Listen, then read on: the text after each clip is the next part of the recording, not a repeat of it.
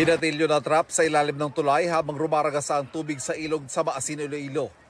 Ayon sa mga otoridad, naghaharap ng cellphone signal ng lalaki kaya bumaba sa ilog.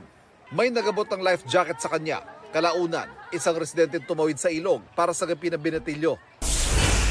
Pagguho ng lupa, naranasan sa Natonin Mountain Province, bunsod na malalakas sa pagulan.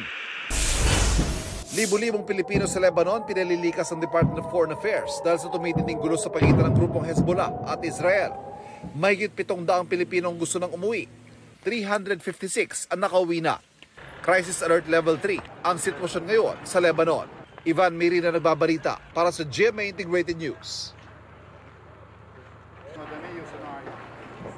Huwag magpahuli sa mga balitang dapat ninyong malaman. Mag-subscribe sa GMA Integrated News sa YouTube. Sa mga kapuso abroad, subaybayan nyo kami sa GMA Pinoy TV at sa www.gmanews.tv.